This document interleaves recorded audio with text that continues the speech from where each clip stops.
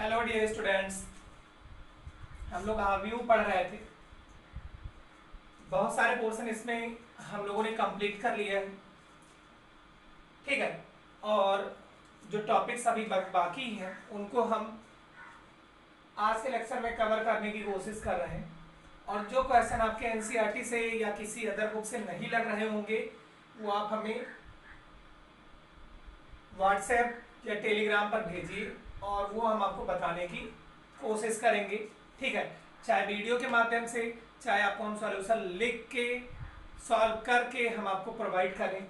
ठीक है। जैसे भी आपको कन्वीनियंट लगे, अगर मैं कॉपी में लिख के आपको समझा रहा हूँ, भेज रहा हूँ, वो समझ में ना आए तो बताइएगा, वीडियो बना के भेजा जाएगा। ठीक है। तो देखिए, हमने ए इनवर्स निकालना आपको सिखा दिया।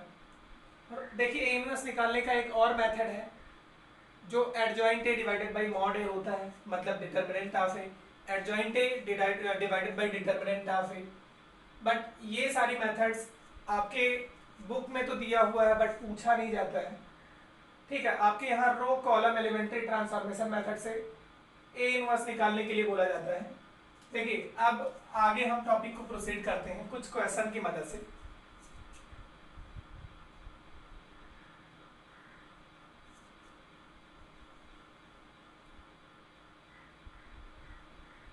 एक पेन और एक कॉपी का मूल्य क्रमशः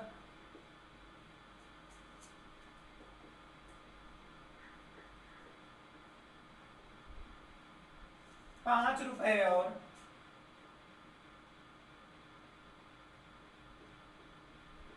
10 रुपए।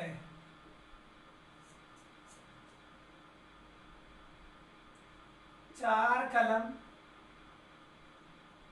चार पेन और 8 कॉपी का मूल्य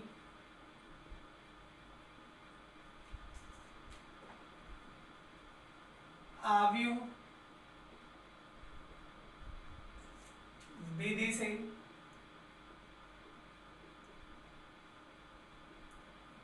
ज्ञात करो। देखिए, जो चीज यहाँ बताई जा रही है उसको आपको ध्यान में देना है।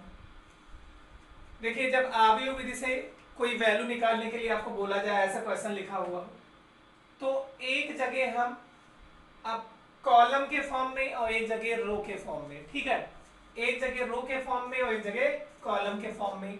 ठीक है। हम क्या करेंगे, रो के फॉर्म में हम उनका नंबर्स लिखेंगे और कॉलम के फॉर्म में एक एक की वैल्यू लिखेंगे कितना है, फिर मल्टीप्लाई कर देंगे, आंसर हो जाएगा। तो देखिए, एक पेन और एक कॉपी का मूल्य 5 रुपए और 10 रुपए है। तो देखिए, एक एक का मूल्य जो लिखेंगे उसको हम रो के फॉर्म में। तो देखिए, एक पेन और एक कॉपी है। पेन का मूल्य कितना है, 5 रुपए, और कॉपी का मूल्य कितना है, 10 रुपए। ठीक है। तो हम क्या किए, एक रो के फॉर्म में 5 रुपए और 10 रुपए लिख लिए। ठीक है।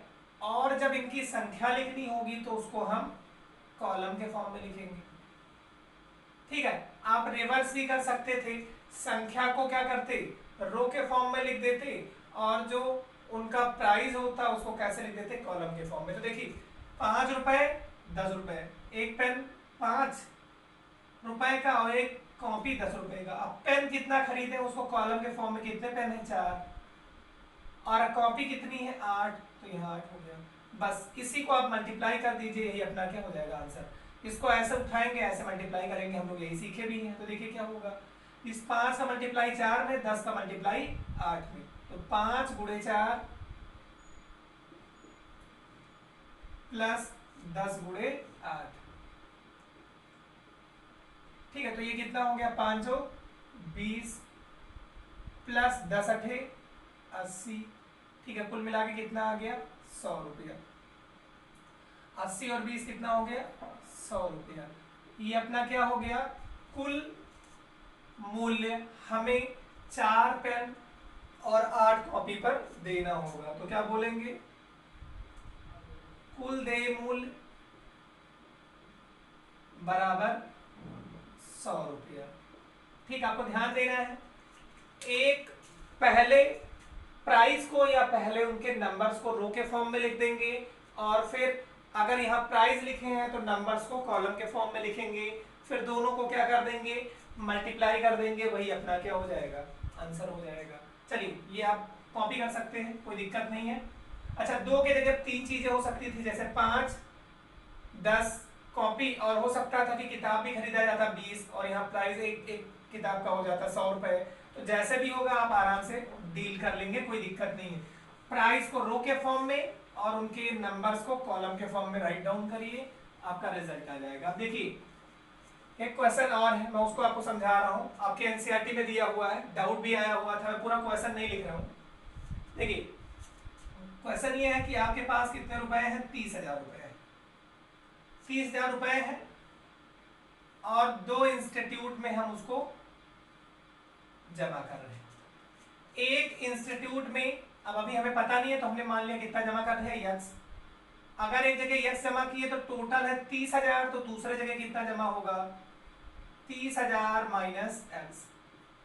एक इंस्टीट्यूट हमें 5% ब्याज दे रहा है, मतलब 5/100। दूसरा इंस्टीट्यूट जो है वो हमें 7% इंटरेस्ट दे रहा है, तो 7/100।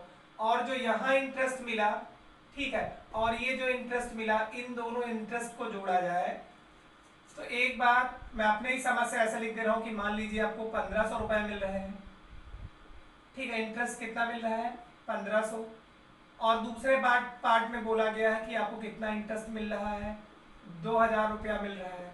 तो ये जो इनका डिस्ट्रीब्यूशन है वो कितना हो, ठीक है, आराम से फिर से आप समझने की कोशिश करिए।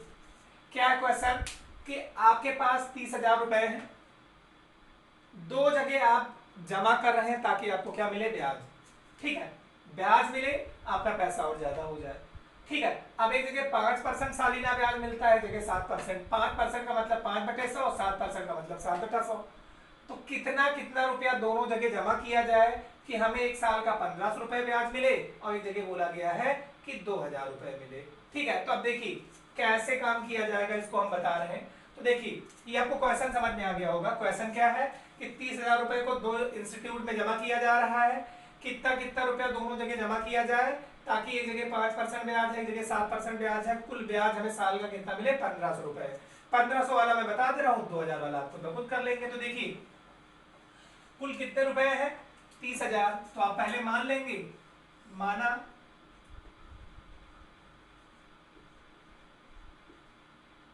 पहली संस्था में x रुपया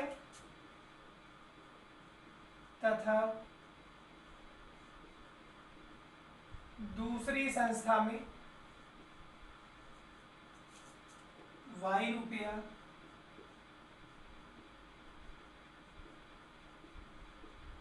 जमा किया गया है, ठीक है। अब देखिए, इसलिए अब आप पहले ये ध्यान दीजिए कि हम जो बता रहे हैं उस पर ध्यान दीजिएगा। पहले इंस्टीट्यूट में कितना जमा हुआ है, यक्स, और रो के फॉर्म में लिखेंगे। दूसरे इंस्टीट्यूट में 30,000 माइनस यक्स, ये पहला हो गया। अब देखिए कॉलम में पहले इंस्टीट्यूट में कितना परसेंट ब्याज है, 5/100, 5%, और दूसरे इंस्टीट्यूट में कितना परसेंट ब्याज है, 7/100, 7%, ठीक है। और कुल ब्याज कितना हमें मिल रहा है, 1,500 रुपए। लेकिन दोनों को मल्टीप्लाई करेंगे तो कुल मिलेगा, और कुल कितने के बराबर है, 1,500 के, ठीक है। अब देखिए इसी को मल्टीप्लाई कर दे, अगर 2,000 वाला होता तो यहाँ 2,000 कर देते, इसको उठाइए ऐसे मल्टीप्लाई करिए तो देखिए क्या होगा। ऐसे x का 5 में मल्टीप्लाई 5x/100, और इसका यहां मल्टीप्लाई तो देखिए प्लस होगा 7 त्रिक 21, 4 0 माइनस 7x, और बटे कितना है, 100, और इधर कितना है, 1,500। या आप थोड़ा ध्यान दीजिए, देखिए 5x एलसीएम कितना होगा, एलसीएम ध्यान दीजिए तो 100, और ये एलसीएम इक्वल है तो ऊपर सीधे सीधे ऐड हो जाएगा, तो ये कितना है, 2,10,000, 21 के आगे 4 जीरो, 5x माइनस 7x ही होगा माइनस 2x, और बराबर इधर कितना है 1500 बटे 1 करके तिरछा गुणा कर दीजिए। तो देखिए क्या होगा, इतने में मैं कर दे रहा हूं, ध्यान दीजिए। 21 के आगे 4 जीरो माइनस 2x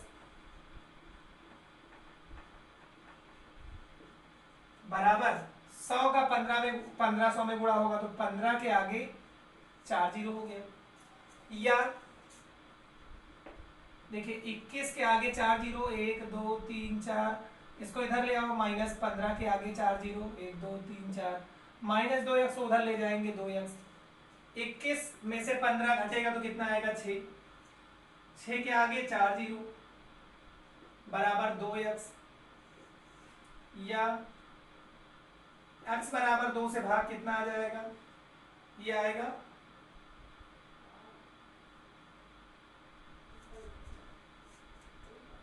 30,000।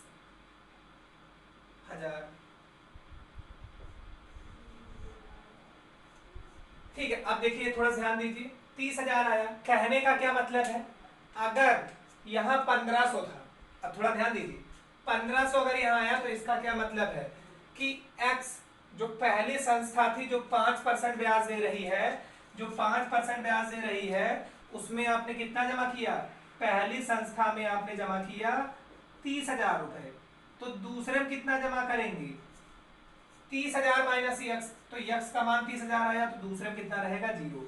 ठीक है, मतलब पूरा का पूरा पैसा कहाँ जमा किया गया है, पहले संस्था में। अच्छा, अगर यही 1800 होता तो 1800 रख के हल करते तो कुछ और आता। ठीक है, आपको मेरे ख्याल से क्वेश्चन समझ में आ गया होगा, नहीं समझ में आया होगा तो आप बताइएगा, कोई दिक्कत नहीं है। यहाँ वैल्यू चेंज कर सकता है, अगर ये 2000 करेगा तो 2000 करके सॉल्व करेंगे तो यक्स की वैल्यू कुछ और आएगी।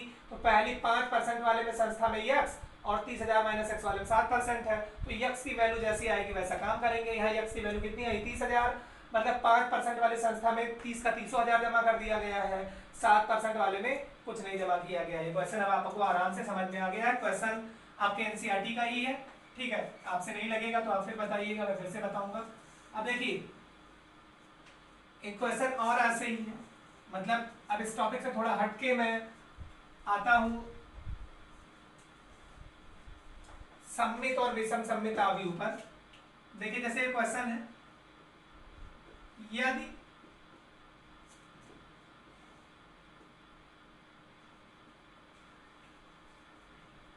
आव्यूह ए बराबर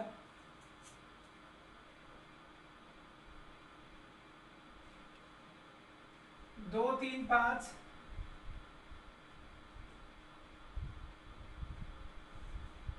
3 5 1 ए 4 6 1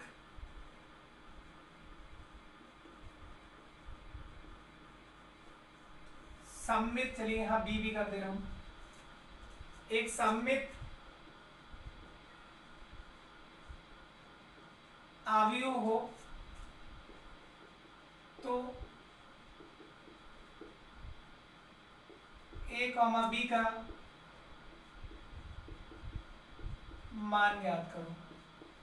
देखिए आंसर थोड़ा ध्यान दीजिए, हमें ए पता है और ए के बारे में क्या बोला गया है, सममित। तो देखिए हम बता रहे हैं चूंकि ए एक सममित आव्यूह है, अतः ए ट्रांसपोज इक्वल टू क्या होगा ए, मतलब इसी का परिवर्त ले लीजिए। तो देखिए परिवर्त लेंगे तो क्या होगा, ये 2 3 5 है तो ये 2 3 5 यहाँ हो गया, 2 3 5, दूसरे को उठाइए 3 1 4, तीसरे को उठाइए बी ए 6, ये ए ट्रांसपोज हो गया। किसके इक्वल होगा, ए के, ए क्या है 2 3 5 3 1 4, बी ए 6। तो देखिए ए ट्रांसपोज का मतलब रो को उठा के कॉलम बना दिए। देखिए रो को उठाया कॉलम बनाया, रो को उठाया कॉलम बनाया, रो को उठाया कॉलम बनाया। अब तुलना करिए, देखिए यहाँ ए है तो यहाँ ए के जगह कितना है 4, तो ए बराबर क्या हो गया 4। देखिए यहाँ बी है तो यहाँ बी के जगह कितना है 5, बी 5। ये अपना क्या हो गया आंसर। ठीक है, डायरेक्टली कैसे लगाएंगे, देखिए सममित अवयव में ऐसे आप ढक लीजिए। ठीक, ये 3 3 के बराबर होगा, बी 5 के बराबर होगा, ए 4 के बराबर होगा। इसके अबाउट मिरर इमेज होता है। ठीक है, ये आपको समझ में आ गया होगा। चलिए आगे एक क्वेश्चन और डिस्कस कर रहे हैं।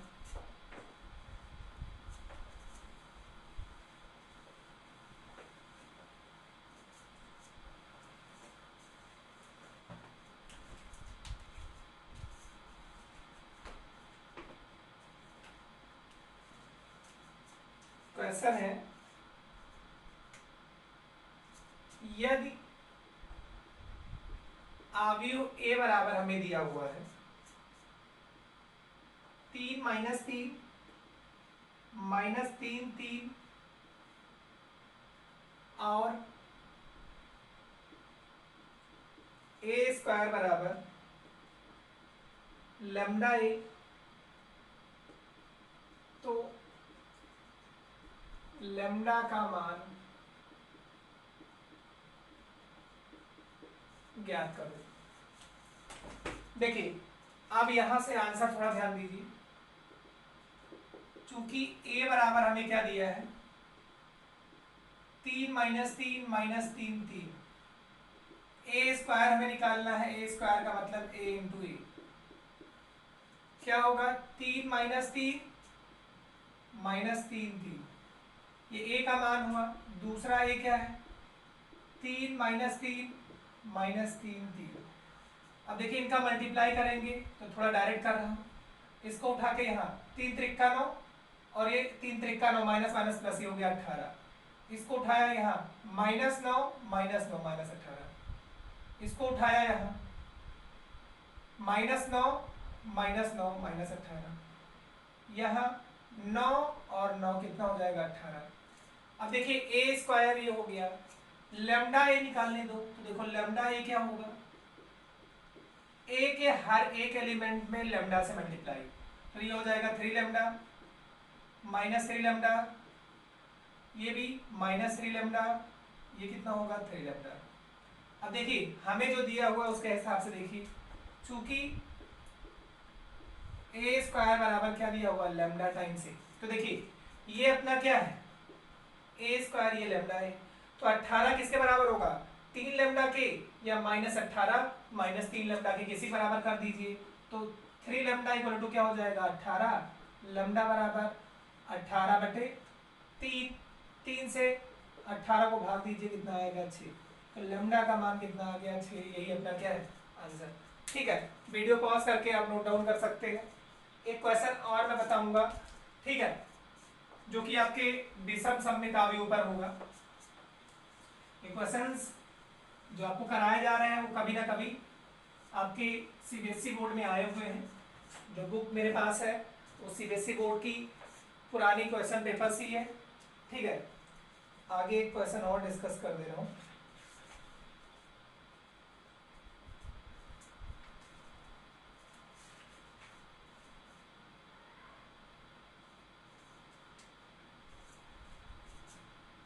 के का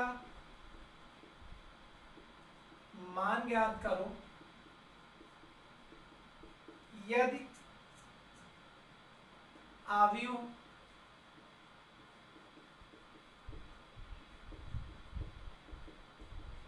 विषम सममित हो।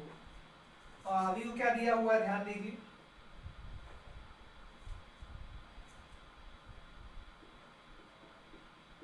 2k + 3 -4 -5 4 0 6 5 -6 -2k -3। देखिए यहां पर जो बोला गया है हम थोड़ा सा और इसमें चेंज कर दे रहे हैं। k है मैं यहीं पे कर दे रहा हूं x और